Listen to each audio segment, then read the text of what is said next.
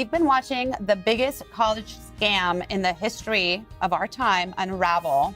And we're here today in the studio with some incredible college counselors to help us as parents navigate what the next steps are for our children and how we can help them during this very stressful college application time. So I'm so grateful to have you all here today. We have Arun, who is from CollegeWise, and Sonali, who's been here before, yes, and from Bridges Educational Consulting. And we have Jeff here, who is the Director of College Counseling at Oaks Christian. That's right. And you are all incredible because you've all been on the other side. You've been on the admission side, and now you are working as independent college counselors, school college counselors. And I'm just wondering, when you become a college counselor, is there like a code of ethics that you sign when you sign on to do this? There is. There's a professional organization called the Western Association of College Admission Counseling, which is an affiliate of a larger organization called the National Association of College Admission Counseling. When you join either one of those, then you sign on to the Statement of Principles and Good Practices, which is about a 10-page document outlining best practices for everyone involved. And there's a board of directors, and there is a delegation of members who vote on all of these things so that we all agree in principle on how we should behave, how we should approach this, because there is so much room for advancement on the backs of our students, and that's what we're trying to avoid. Right, and you're all members. We are. Yes. Yeah. And was Rick Singer a member? No. Was not. Okay. So when I reached out to Sonali to get a panel together for today, it was so easy for you. Immediately you said, oh, I'm going to call my people. So do you all work together as college counselors? Do you help one another? We do. We work collaboratively together all the time, from the college side to the high school side to the independent counseling side. We've known each other 20 plus years, and we have to work collaboratively. I mean, we're aging ourselves saying this, like, come on. 20 plus years, but we have to work collaboratively together in order to help our students. And when Jeff is talking about the National Association and the Western Association for College Admission Counseling, our goal is to level out the playing field so this is equitable and fair for all students. And we don't work in silos. So I can't do my job as an independent counselor unless I pick up the phone and I call Jeff on the high school side and say, hey, I'm working with one of your students. How can we collaborate together to best help this student? That's the most important piece. And what happens when a parent comes into you and says, all right, well, I'm going to spend, $10,000, $15,000 with your company. I want you to guarantee my kid a spot into X, Y, and Z. How does that work? Well, we tell them we can't do that. That's kind of against our code of ethics. It's also something in the reality of the way the college admissions process works. There is no way to guarantee a child a specific spot. In fact, if you run into an IEC, education consultant, who claims that I can guarantee this, you should run in the other direction because there is something shady going on at that point. So if you're not going to guarantee a spot, what are you going to do as a consultant? How are you going to help? What is your role to help these children get into college? So I believe my primary role is to help them to tell their story authentically so that a college can see them in their full light and potential. That's what I believe my perfect job is. We get to know our students on an individual basis. This is high school counselors and independent college counselors. Take the time to fully get to know them, help understand their history. Oh, you're a musician. Well, your great-grandmother was this as well. That's where that family tradition continues. What are the things that you've done in areas of leadership or service that have fulfilled kind of the love and passion that you have for what you want to go study in college? How can we talk about that and show what you've done, but also your potential of what you want to accomplish in the future? And colleges can see very clearly, and we've all been on the college side as well, reading applications, you can see very clearly a student who's very consistent in all of the things that they've done. And there's also those students who have little blips and bubbles, and it doesn't really make sense. And those are the undecided students, and that's okay to be undecided because you're not supposed to know everything at the age of 17. But my job is to guide and support exactly who they are while supporting them holistically, like making sure that they're not too stressed out over this process. Take one step at a time, like let's work on this, then work on this, because nothing should be this stressful. You're applying about your future. And those of us who do this well care and value the fact that a kid's future is in our hands, and we're helping to support that, and we're supporting their families in making sure that this happens. And when you talk about the stress level, I mean, that's what this is all coming from, right? All these kids are under so much stress and anxiety. You see it. You're in the high school at a very Absolutely. high-performing school. Mhm. How are you helping these children say, hey, you know what? Maybe you don't need to get into the top 10. How are you helping families kind of get through this very, very challenging time? Well, as both Sonali and Arun know, that this operation is so relational. And why this conversation is so great is because we can stop pretending that there's equity across the board, and we can start talking about why there isn't, and then what we all can do to be a part of it. For my students personally, the idea is to say, because I believe in you, because I believe in your preparation, because I believe in your worth and your ability to make an impact, you don't need a specific school, because you're going to leave here investing in your education prepared to do well at a number of different places. So if we can make a list of places that you want rather than you need, responding to your own criteria, then you're going to be successful. It's what's infuriating about this whole scandal is that it not only is it disgusting, but at the same time, it's just a plain old bad investment by parents. Is that if we know that their students are already investing in an education that's going to prepare them for the next level, then why in the world would you need to spend so much money to ensure that they get something that they don't need in the first place? So it's backing up the whole thing and saying, I believe in you, so I'm going to tell you the truth. And when they say, am I likely to be admitted to this place? You're able to say, no, statistically no. But here's what's great about it. You don't need it in the first place. Right, Yeah, because so you come from an yeah. affluent family and you've had this great private education, and so why do you need to go to another? Exactly. And you're sending that message. And how is that being received?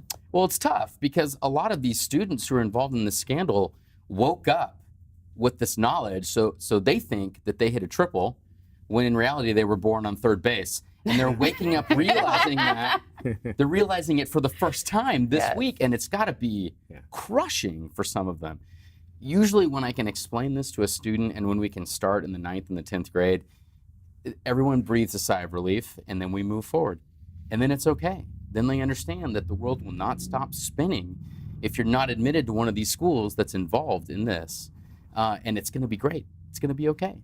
Right. Yeah. Do you think now, because of the scandal, parents who are coming to you and saying, hey, I'm going to use CollegeWise and I'm going to help, do you think that they're going to take it down a tone, or do you think it's going to be more challenging because they're coming to you, and now is it going to be like, wait, you don't want a college counselor because is every college counselor corrupt, you know? Right. No, it's a great question. I mean, I think following up on what Jeff was saying, we really try to focus, you know, especially when we work with the students in 9th and 10th grade, and you can kind of start talking about social emotional learning and, you know, just how they're developing as a young person. Who are you now? Who do you hope to become? Where's your place in the world?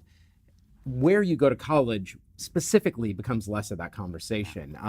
We're revamping some of our own work to involve more parenting advice in that as well, because we understand that Jeff is doing that at the school with the students.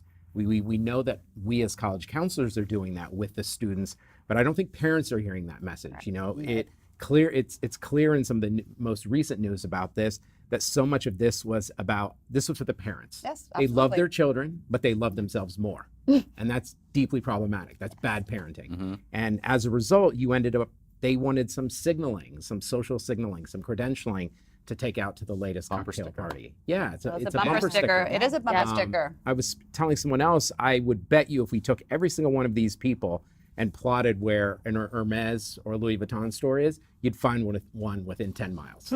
Because that's what a USC brand name or Georgetown now means to them. And it's so much less than, is your kid going to get something out of it? Will it transform them into the kind of person they want to become? So I'm hoping these conversations are what we get to have more of. That's what I'm hoping will happen. I'm a mother of 4 kids. I'm hoping that the conversation is going to change. And this is what Sonali's always preached is, let's find the place where your kid's going to thrive. Yes. And let's help them find a place to cultivate who they really are, and they'll shine. Right. And that's when they'll do their best.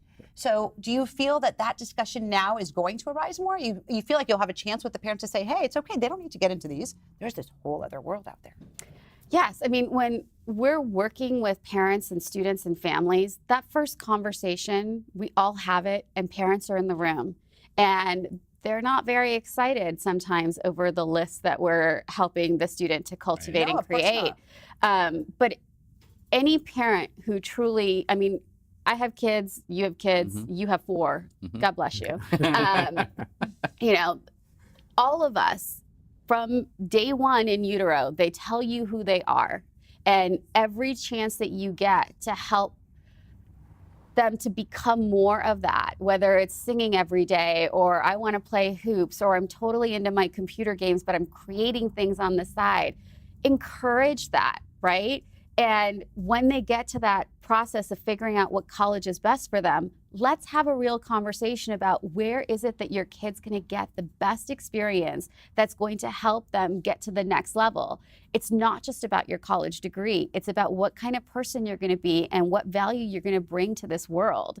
And it's having those conversations that when parents see that and go visit these campuses that they may not have heard of, then all of a sudden they become prideful. Like, oh, I want my kid to go here, or the kid gets excited and sees other things and different opportunities. And 4 years from then, you see them being doctors and lawyers and nurses, but in managerial positions because they're good people. You know, there's like a book that Lauren Pope wrote that was Colleges That Change Lives. There are literally colleges that change lives. And it could be a school with 3,000 students or 60,000 students. It doesn't really matter. What matters is that the student belongs there, and everything that they've been dreaming about and love every single day is coming to fruition as they become an adult. Because if you do what you love every day, it's not work. 100%. It's not work for us to do 100%. what we do. We love what we do. We get fulfilled with intrinsic value every day by working with kids. And the Love parenting aspect is so important because, you know, with raising kids,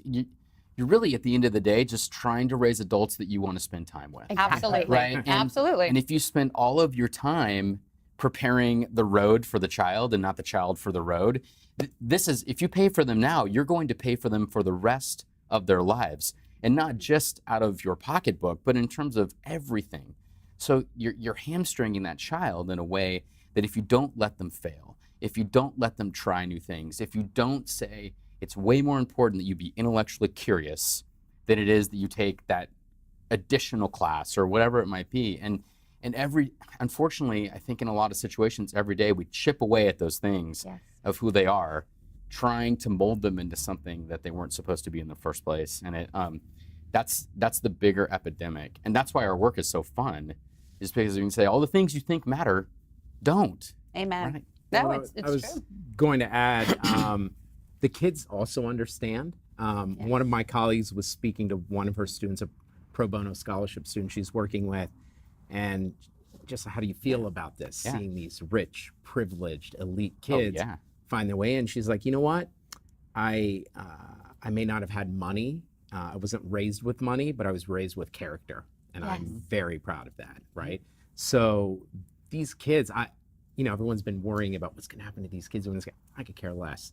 I'm thrilled for those kids and those parents who have been doing it right. And the vast majority have been. Yes, Right. yes. And we should Yes. celebrate those parents for not getting sucked into what may have been the easy route. The great majority of parents love their kids and do them right. So But what happens now to those kids who are affluent and come from affluent families and go to,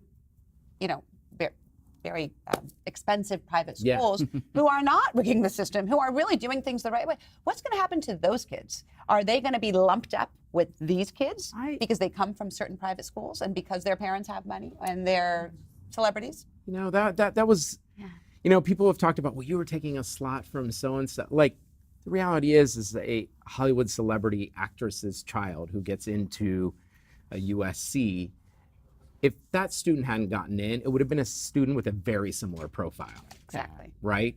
And so that's something to kind of, I think generally speaking, and Jeff, you're working with private school kids. I'm not too worried. I think these kids, in fact, it's equalizing in a weird way, the playing field. The kids because I know we work with plenty of wealthy elite families, and they're some of the best kids, absolutely. Right. They're plugged into the world. They have a sense of who they want to be, where they are. And then you've got kids who are cheating. Right. So it's going to be, I think it's actually going to flatten things out. And I think so too. It doesn't, we operate with the assumption, or at least students do, is that they apply a frame of reference that fits them.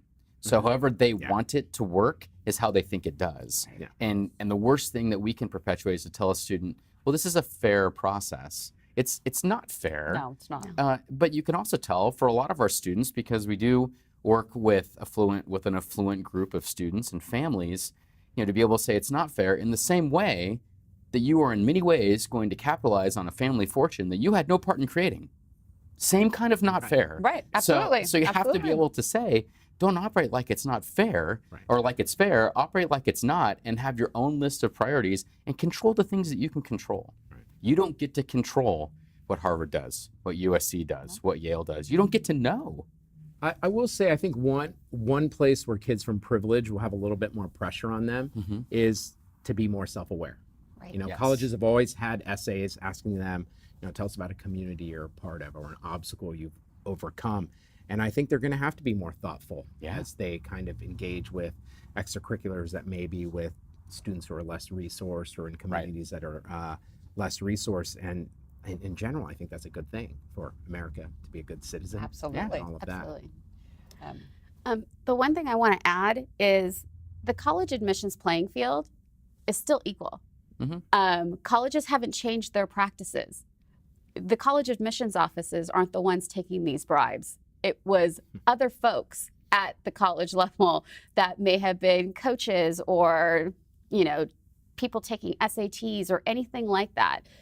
The college admissions process, that integrity is still there. They still value the fact that a student is authentic and real. And when they go through their holistic reading process, yes, you do have to have certain grades in GPA, but how you convey and share who you are and knowing who you are authentically and being thoughtful about it, as Arun says, that's still a valuable contribution to every single college and university in this country. And there's 2,600 of them, plus more across the globe. We're talking about the maybe 1%, of schools and colleges and the affluence in this country. We're not talking about the mass. And that's an important thing to distinguish. It is, absolutely. Now, you've all been on both sides. You've been on the admission side. You're now on, helping kids get into college. What is the secret sauce? Everyone says that there's a secret sauce. You mean outside of hiring us? Secret sauce. There you go. Yeah. We're the secret sauce. Let me tell you a little bit more. I mean, there's got to be something that I don't know, being on both sides. Do you mean amongst the most elite of the universities or just going to college? Because going to college, there's no secret sauce. There's 2,000 colleges in this country, and the vast majority of them are turning out wonderfully talented students who find opportunities that they thrive in. The poison, even rather than the secret sauce, the poison is in thinking that admission is a finish line. Yes. And that's this whole thing is perpetuated by the fact that we approach this is that once I'm admitted, all of my problems are over. And if you're not ready to be somewhere, it doesn't matter where you're admitted. So if you can approach it by saying that the secret is to be interesting.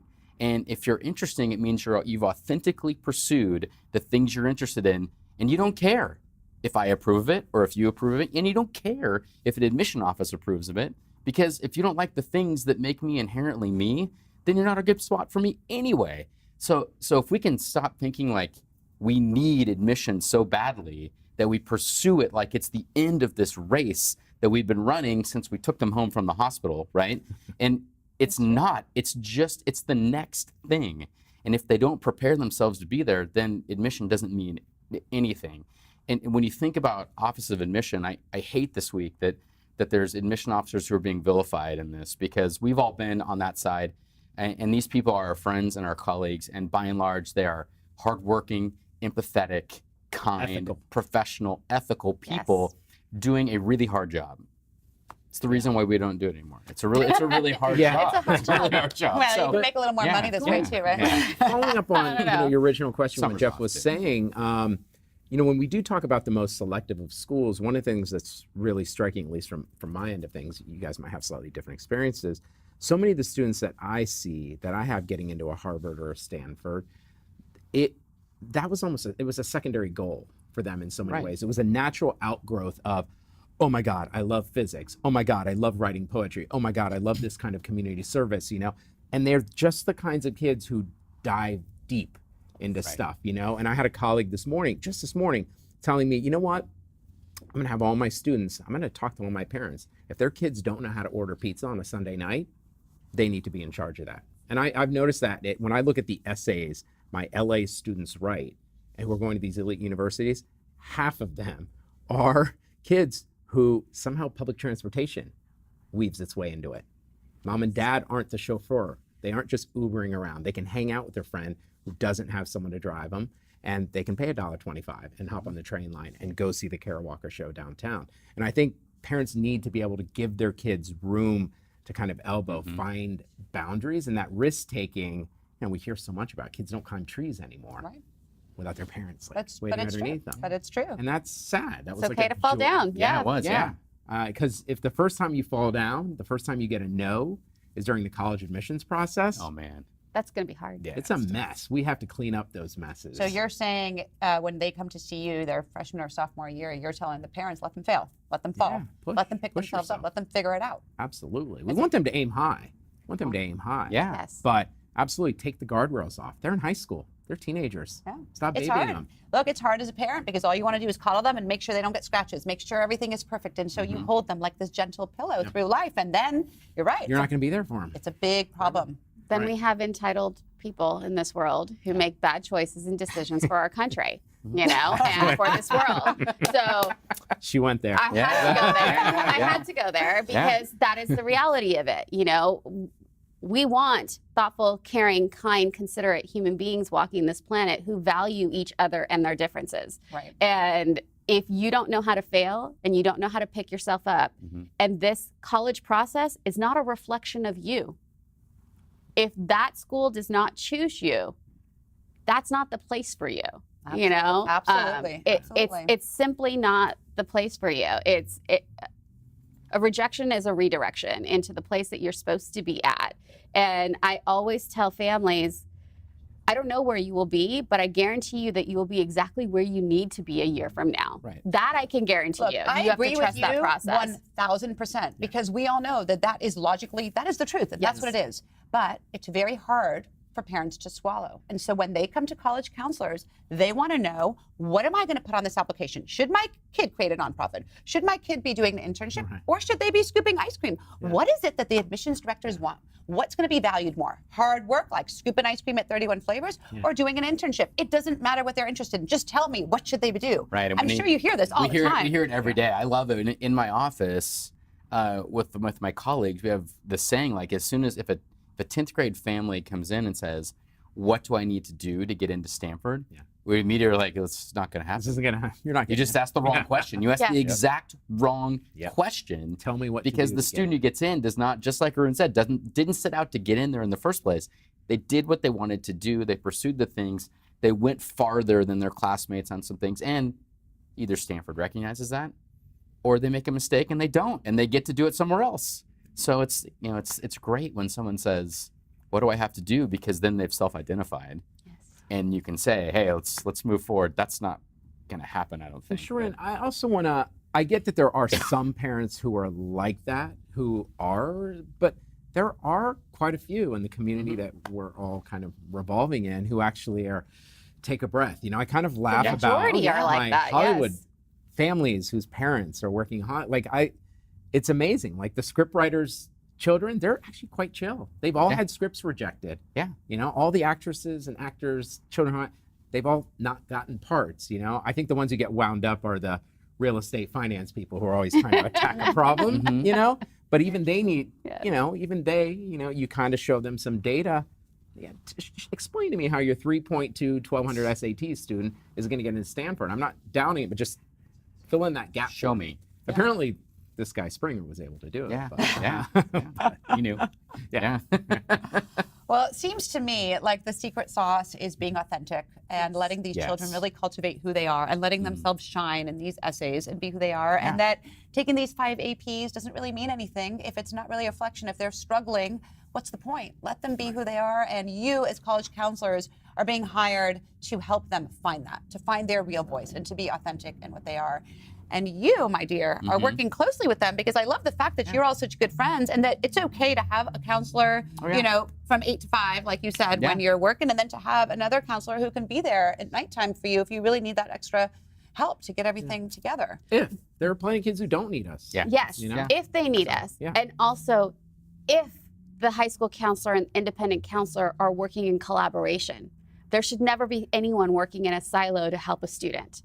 That's when red flags should be and alarm bells are sounding off, because we respect each other as professionals, and we want to make sure that all of us on the high school side, independent side, college side are all working together to make decisions that are in the best interest of that student, and we cannot do that alone. We have to work with each other. Absolutely. And so anyone who does not work with each other or guarantees admissions or anything like that, those are red flags of people who you should not work with. And report to the FBI, apparently. Apparently, Yeah, report to the FBI, yes. Oh my or call the gosh. National Association for College Admission Counseling. Well, I'm Well, so thankful that you were all here and spoke so openly and candidly about it, because Sonali and I were trying to get some people in here, and there were a lot of gag orders out there about people who wouldn't be willing to talk. So I'm very thankful that you're here. And I hope, mamas, you're watching, because they've been on both sides. You're seeing here the best and the brightest. They've been on the admission side. They're now college counselors helping your kids get into schools. And they're telling you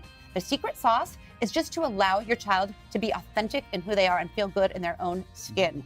So I hope you took that and you, please, let's all try harder to really help our kids chill out a bit. And everybody, enjoy this beautiful week, and we'll see you next time right here on Moms Matter.